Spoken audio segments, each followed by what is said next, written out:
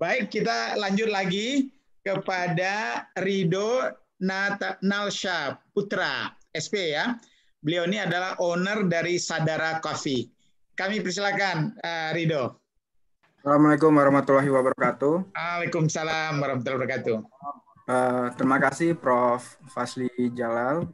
Kemudian ada Prof. Helmi juga yang dosen saya di S1. Selamat sore Prof. sekalian. Dan terima kasih Pak Edi juga yang sudah mengundang ke sini. Sebelumnya perkenalkan, nama saya Rido Nalsha Putra, biasa dipanggil Rido. Saya asal dari Padang. Kebetulan juga saya S1 di Universitas Andalas, Fakultas Pertanian, jurusan Agribisnis, lalu melanjutkan studi ke S2 di IPB, di jurusan yang sama, Agribisnis juga. Nah, sekarang saya domisili di Bogor, jadi ketahan nih Pak di sini. Jadi ketahan di Bogor dan sudah punya istri dan anak juga di sini gitu. Jadi kita jadi orang rantau dulu sekarang ini Pak. Yeah. Nah, jadi perjalanan bagaimana saya sampai akhirnya masuk di dunia perkopian itu sebenarnya dulu saya memulai untuk jual-jualan itu dari zamannya S1 saya udah mulai. Dulu di S1 di tahun pertama itu kita diwajibkan semua untuk di asrama. Nah, padahal saya orang Padang tapi saya tetap tinggal di asrama karena itu yang diwajibkan oleh pihak kampus gitu ya. Nah, kemudian di saat di asrama tanpa sepengetahuan orang tua, saya mulai coba jualan sepatu. Saya ngambil sepatu di Bukit Tinggi, kemudian saya jual di Padang ke teman-teman sekelas, teman-teman di kampus, bolak-balik setiap weekend. Terus alhamdulillah beli sepatunya 80.000, saya jualnya 200.000 seperti itu zaman dulu. Terus kemudian saya sempat jualan macam-macam juga, coba-coba yang lain-lain. Saya sempat jualan beras. Kebetulan ibu saya juga dosen di pertanian Universitas Andalas. Nah, beliau ada banyak kegiatan lah bersama petani-petani yang ada di Sumatera Barat. Nah, salah satunya petani yang saya kenal, saya ajak kerjasama untuk jualan beras waktu itu. Nah, karena saya sering nganterin ibu, saya akhirnya coba, oh yaudah daripada saya nganterin doang, mending sekalian saya bawain berasnya dan saya jualin gitu. Nah, terus kemudian itu awal juga. Kemudian juga saya sempat bersama Friska Indonesia yang tadi, bersama Friska pernah kita mau ikut program PKM, program kreativitas mahasiswa waktu itu. Kita bikin produk keripik Ganepo, itu yang kotak-kotak warna kuning. Kemudian yang jadi ciri khas pembedanya kita kasih rasa-rasa. Kita kasih rasa rendang, rasa cabai lado hijau, kemudian satu lagi apa saya lupa. Ada 3, dan kemudian itu saya coba mulai jual di kantin-kantin di kampus, dan alhamdulillah itu berjalan bagus, responnya bagus, habisnya cepat, tapi habis itu berhenti karena saya harus menyelesaikan studi S1 waktu itu. Nah, itu awal dari bagaimana saya mulai punya passion untuk bisa jual-jualan seperti itu. Nah, kalau di dalam keluarga sendiri sebenarnya tidak ada background yang memang mengarahkan saya untuk menjadi seorang pebisnis seperti itu. Nah, kemudian setelah tamat S1 saya belum langsung terjun di dunia bisnis. Saya sempat kerja dulu di salah satu perusahaan kertas di Pangkalan Kerinci. Saya kerja selama hampir 2 tahun, kemudian saya memutuskan resign.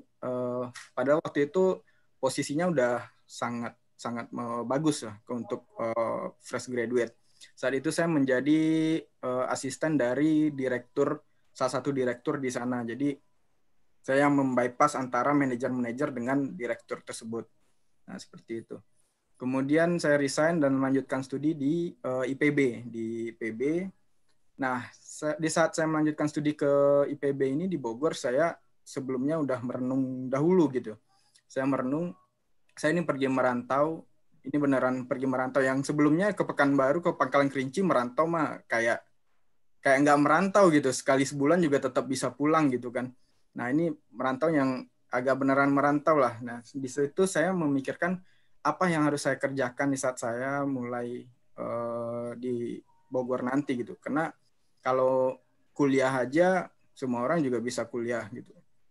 Tapi seiring berjalan saya masuk di sini, akhirnya saya menemukan jalan ya Yang harus saya kejar, saya harus bisa ngejar kuliahnya, saya harus bisa mengejar bagaimana pergaulan-pergaulan di rantau, dan juga bagaimana saya bisa memulai bisnis di daerah rantau gitu. Nah, yang jadi poin penting yang akan saya share di sini sore ini yaitu di mana bumi dipijak di situ langit dijunjung itu emang beneran harus kita pakai sebagai orang Minang ya. Jadi jangan karena kita tidak ada kenal, saya di Bogor juga sama sekali nggak ada keluarga gitu ya. Saya merantau beneran jadi anak kos, saya mikir why not kalau saya bisa memulai gitu. Semua orang juga pasti punya peluang yang sama gitu. Akhirnya saya coba mulai berpikir sebagai seorang sarjana pertanian, apa yang harus saya lakukan? Kuliah jalan. Terus saya mikir, saya hobinya nongkrong. Dulu saya juga di S1 aktifnya di dunia pernongkrongan gitu. Dunia pernongkrongan. Saya sering nongkrong di coffee shop dan kebetulan dulu juga aktif di kesenian. Saya juga pernah jadi ketua unit kegiatan seni Fakultas Pertanian. Nah, jadi seringnya teman-teman sering nongkrong gitu ya. Kemudian yang nongkrong yang cocok sama bisnis apa gitu. Nah, kebetulan di tahun 2016 itu kopi lagi naik, lagi baru-baru naik karena ada film Filosofi Kopi saat itu. Nah, di saat kopi udah mulai naik, kebetulan di sini juga saya masih hobi nongkrongnya juga di warung kopi. Saya mulai mikir bagaimana caranya supaya saya bisa terjun di industri kopi gitu. Nah, saya awal mulainya itu beneran di sebuah kontrakan yang kecil banget, itu cuma 600.000 sebulan, kontrakan yang kecil, emang anak-anak mahasiswa, standar mahasiswa lah. Kemudian saya mulai di situ, saya mulai dengan modal yang sangat kecil sekali. Bahkan saya numpang sama teman yang punya jasa sangrai. Nah, ini karena saya hobi nongkrong, saya bisa mendapatkan banyak teman di sini. Yang sebelumnya saya nggak punya relasi sama sekali di Bogor. Akhirnya saya mendapatkan banyak teman-teman. Saya ikutan acara-acara kopi di Bogor, semua saya ikutin. Akhirnya saya beraniin diri SKSD aja sama orang-orang di sini, sama senior-senior kopi yang ada di sini. Akhirnya saya mendapatkan relasi-relasi. Awalnya saya minta kirim kopi dari Lasi sama dari Solo. Nah, saya awalnya memakai kopi itu, kemudian saya nitip numpang roasting di tempat teman, nanti saya bayarnya kalau ini udah kejual, saya bilang seperti itu. Dan teman itu alhamdulillah mau gitu ya. Mulai dari situ, jadi kopi dari petani, saya jasa roasting sama teman, kemudian saya packaging lagi sendiri dengan brandnya saya sendiri. Nah, brandnya itu, saya dulu kasih namanya, brandnya itu Rosen Coffee, sebelum Sadara Coffee yang sekarang. Rosen itu nama belakangnya dari ibu saya. Ibu saya namanya Nalwida Rosen. Nah, saya pakai nama ibu di belakang, saya izin ya pakai namanya karena nama mama ini udah terlalu gaul nih. Terlalu gaul untuk di dunia perkopian kayaknya. Jadi kalau untuk dibawa nama kopi pakai nama Rosen kayaknya semua gampang ingat gitu ya. Nah, kemudian saya pakai Rosen Coffee. Kemudian seperti itu prosesnya. Seiring berjalan ada teman juga yang kebetulan saya ketemu teman yang nggak sengaja ketemu teman di kereta dari Cawang ke Bogor, nggak sengaja ketemu, kita ngobrol, saya udah jalan ini kayak gini, jalan bisnis kopi seperti ini, peluangnya gimana, gini, saya ceritain semua, dan teman itu kebetulan, saya lagi punya duit nganggur nih, mau nggak diputerin gitu. Akhirnya kita sepakat kerjasama, oh ya udah kita puterin, akhirnya kita puterin duit teman itu, dan itu yang berkembang sampai duitnya udah dikembalikan juga. Kemudian seiring berjalan saya mulai dari bisnis kopi yang saya nggak pakai mesin, saya numpang ke teman, akhirnya saya bisa bikin coffee shop sendiri. Yang coffee shopnya juga awalnya numpang sama teman-teman mahasiswa dari Minang juga yang kebetulan bikin resto di Dramaga.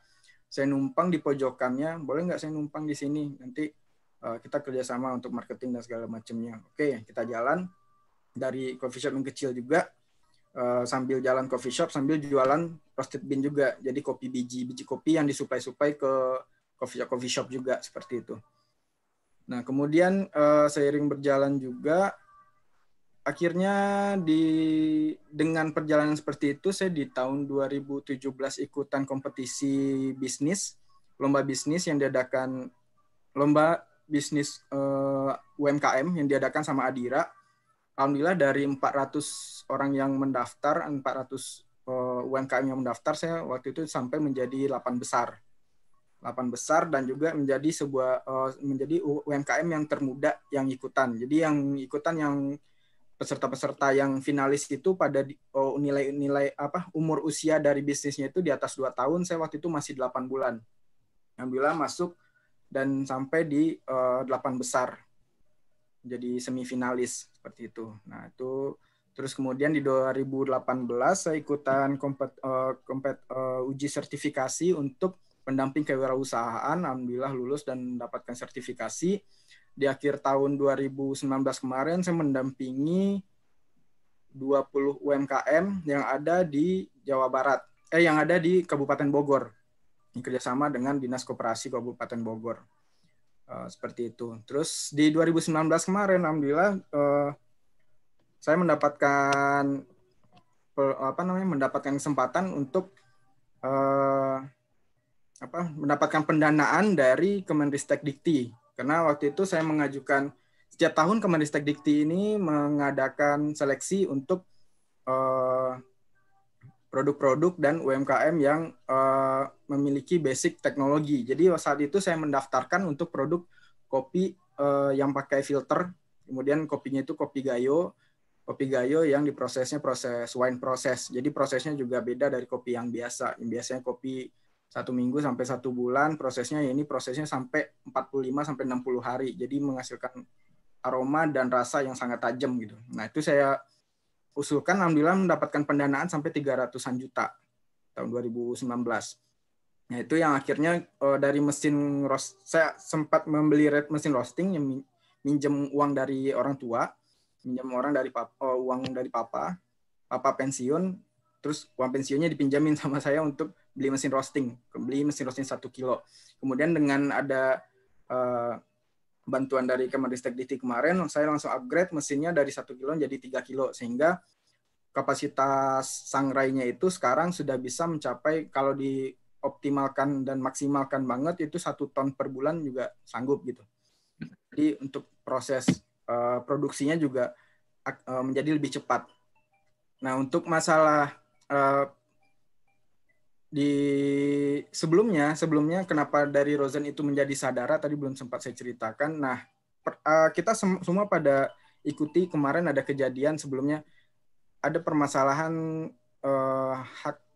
HKI untuk merek seperti yang terjadi di Geprek Bensu ya. Nah, itu juga saya sempat mengalami kejadian yang kecilnya, tapi belum sampai masuk ke dalam masalah hukum. Nah, saya pakai nama Rozen Coffee, kemudian ternyata Rozen Coffee itu telah terdaftarkan. Nah, telah terdaftarkan. Nah, di sini bagaimana pentingnya sebuah brand itu didaftarkan dahulu.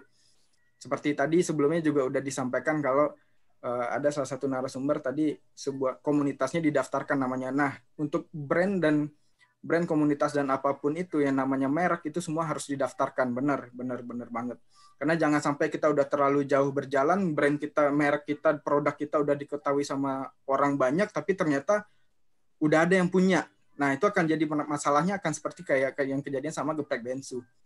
Nah, di sini sebelum masuk ke sana, karena saya udah cek duluan, akhirnya saya ganti nama dari Rozen Coffee tadi, saya terpaksa harus mengganti menjadi Sadara Coffee. Nah, saya ganti dari Sadara Coffee. Nah, sekarang yang saya jalankan sampai sekarang yaitu yang Sadara Coffee untuk yang roasted bean atau coffee roastery yang mensangrai kopi. Nah, di samping sangrai saya juga punya satu lagi namanya Kava Kopi. Kava Kopi ini hilirnya. Nah, sama Prof. Helmi di kampus kita belajar nih. Kita belajar kalau di dalam agribisnis itu ada hulu sampai hilir gitu ya. Nah, yang hulu ini nggak sampai ke hulu sih. Ini masih di tengah-tengah, itulah yang tadi Sadara yang jadi coffee roastery. Nah, coffee roastery ini memproduksi kopi yang diolah oleh yang hilir tadi, yang dihilir. Di hilirnya itu saya kasih brandnya Kava Kopi. Saya ngambilnya dari bahasa Arab kahwa. Karena kahwa ini kalau kita daftarkan nggak bakal bisa, karena ini nama lain dari kopi, saya pakai namanya jadi Kava, seperti itu. Nah, Kava ini berada di Bendungan Hilir untuk yang outlet pertama. Yang kedua kita jalanin online itu udah ada di Padang. Di Padang dijalankan sama sepupu saya, itu lokasinya di Lubek.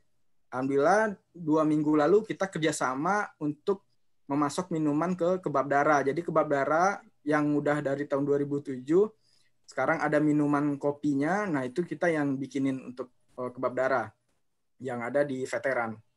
Nah ini untuk yang di Padang. Nah kalau yang di Jakarta ini di Ben Hill, alhamdulillah dapat kesempatan dikasih space oleh Ketua Koperasi Saudagar Minang Raya.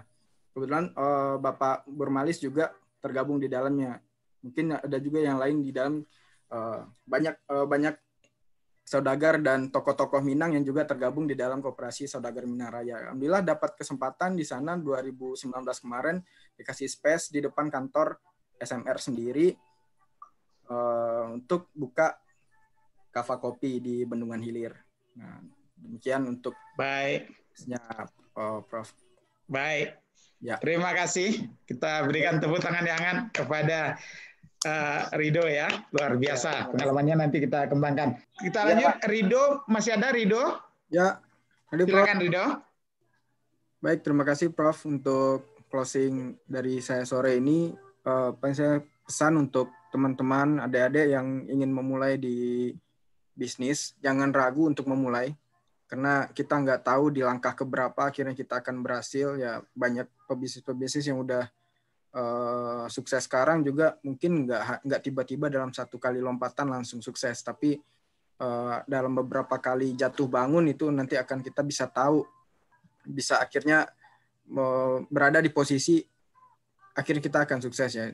Jadi jangan ragu untuk memulai. Kalau untuk mau jualan atau apa, mulai aja dulu. Jadi nggak usah mikir gimana sambil jalan, tapi tetap terus belajar, tetap terus kita kreasikan, meningkatkan kreativitas, dan yang paling penting juga seperti yang teman-teman udah bilang tadi, kolaborasi itu paling penting untuk kita bisa membangkitkan juga ekonomi di Sumbar, karena kan kolaborasi antara ranah dan rantau ini sangat penting gitu.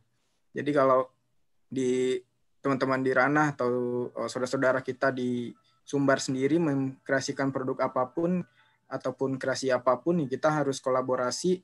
Jadi teman-teman yang di rantau pun juga bisa sebagai, ya contoh misal kalau dalam jualan kita bisa sebagai reseller, atau misalnya ada kerjasama lain seperti yang kayak saya di Bogor, tapi saya bisa kerjasama dengan teman di Kebab Dara yang punya Kebab Dara gitu. Jadi nggak ada menutup kemungkinan untuk kerjasama itu juga lintas kota, lintas ranah rantau, itu nggak ada tertutup kemungkinan gitu. Jadi yang penting kita terus maju terus, berkreasi terus, dan saling berkolaborasi, saling bersinergi untuk Minang yang lebih maju lagi. Sekian, terima kasih Prof.